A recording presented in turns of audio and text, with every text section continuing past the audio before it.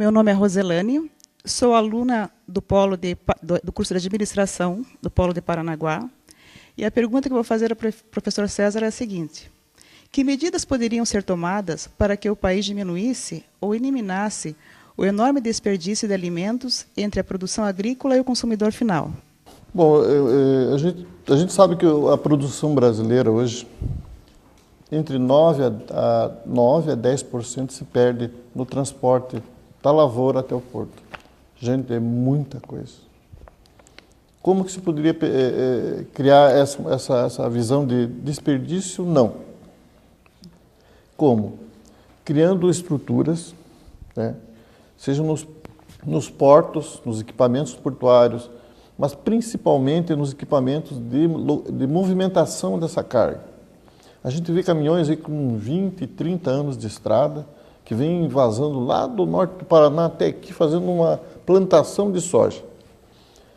Não são todos? Não, mas tem uma grande maioria.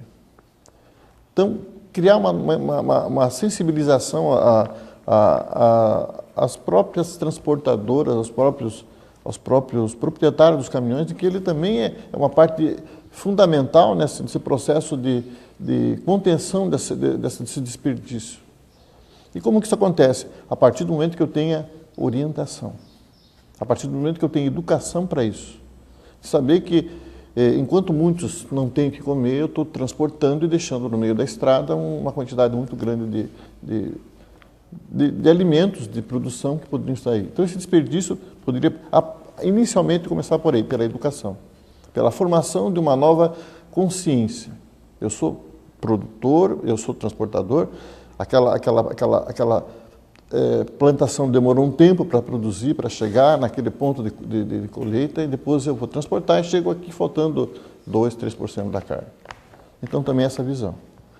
Também tem o porto. A gente percebe que muitos caminhões saem do porto derramando carga, poluindo o ambiente aqui do porto. Quem mora aqui sabe disso. E isso também é uma responsabilidade que a gente cobra em reuniões que eu participo, da própria comunidade. Se eu não me preocupo com aquele farelo que vai produzir, né, um fator prejudicial, poluidor do meio ambiente, então eu não posso reclamar das outras coisas. Sem falar que cada vez que se perde de 9% a 10%, isso vai encarecer o custo final disso, toda a cadeia acaba... Sim, mas eu nem penso no resultado lucro, né, no resultado final. Eu penso no resultado humanitário, né? Enquanto muitos morrem de fome, a gente perde esse percentual de produção. Então, tem que repensar isso aí também. Mas tem que partir também das partes envolvidas e criar uma nova conscientização, desde do plantador, do transportador e de quem exporta. Porque muitas empresas grandes, né, não vou falar nome, que também não seria ético, mas empresas grandes que falam muito bonito na sua visão, na sua missão de empresa, no momento de atuar como empresa preocupada no entorno, não acontece. Eu tenho que ser responsável, sim, da produção, até colocar lá no meu cliente final. Isso é logística. Agora, se eu não me preocupo, se eu estou poluindo a cidade em que os meus funcionários trabalham, que vai gerar agentes patogênicos e que vão produzir doenças aí, eu não estou preocupado com isso, então, realmente, eu não tenho ainda aquela visão sistêmica que a gente fala, de que nós todos estamos no mesmo barco. Muito bem, agradeço a Roselane pela pergunta dela. Agora quem tem a pergunta é o Davi César, é isso, Davi? Meu nome é Davi César, aluno do curso de Administração do Polo de Paranaguá. A minha pergunta ao professor César hoje a capacidade operacional do Porto de Paranaguá está no limite e com o plano de modernização dos portos, em que etapa se prevê essa modernização? Esta é a pergunta que eu faço ao professor César. O Porto de Paranaguá hoje ele responde bem à capacidade produtiva do estado do Paraná, né? E de alguns estados do Centro-Oeste que também mandam suas cargas para cá. O que acontece hoje? O Porto ele faz a sua parte bem feita, ele tem capacidade de armazenagem para a safra de hoje, mas ele já está vislumbrando lá, daqui a uns anos, né, que ele tem que aumentar também a sua condição de porto receptor de carga. Porque a carga não pode ser mais deixada em caminhões, em filas que vão daqui até Curitiba, como acontecia alguns anos atrás.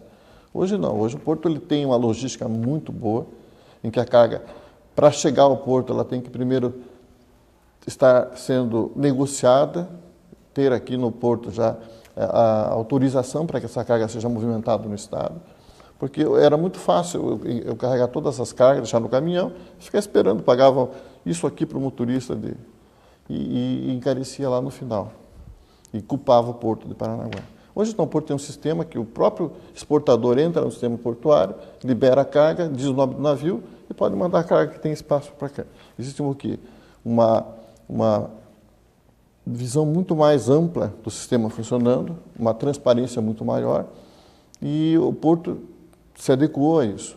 Agora, que precisa de investimentos e que já começaram a ser feitas sondagens sobre esses investimentos na estrutura do porto, com certeza. Por quê?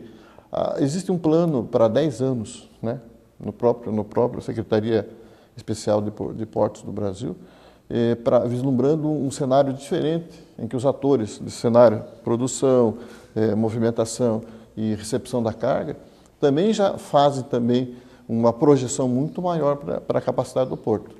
Mas já se pensa em criar novas estruturas, tanto para cargas a granel quanto para container, para que possam suportar esse aumento de carga.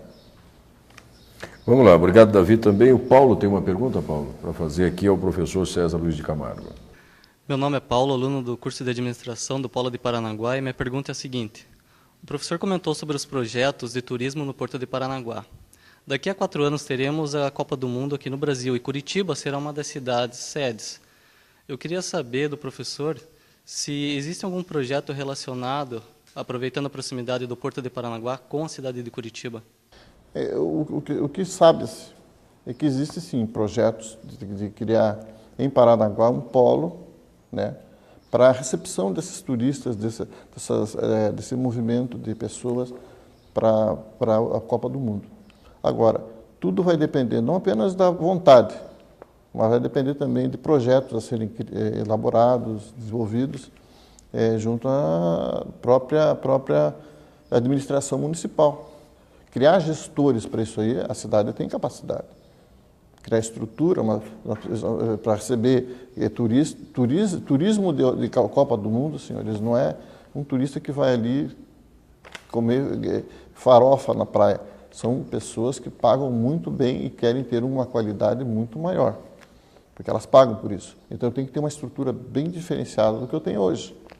Então, para que eu possa receber esse turismo, eu tenho que capacitar pessoas, desde o motorista de táxi, que fale 2 idiomas, fale espanhol, inglês, né? O operador de barco, que vai fazer o passeio com o pessoal, também fale um idioma, que entenda o que está fazendo. E também espaços, né? Eu tenho que ter hotéis adequados, restaurantes adequados, e isso é um processo um pouco demorado. Então, eu acredito, na opinião pessoal, que já deveria estar acontecendo. Já deveríamos estar correndo atrás desses objetivos, e espero que a Prefeitura pense bem nisso, porque é um fator de gerar receita muito grande e de potencializar também algumas ofertas na área portuária. Muito bem, obrigado, Paulo, também. E a Enedina tem uma pergunta a fazer também ao professor César.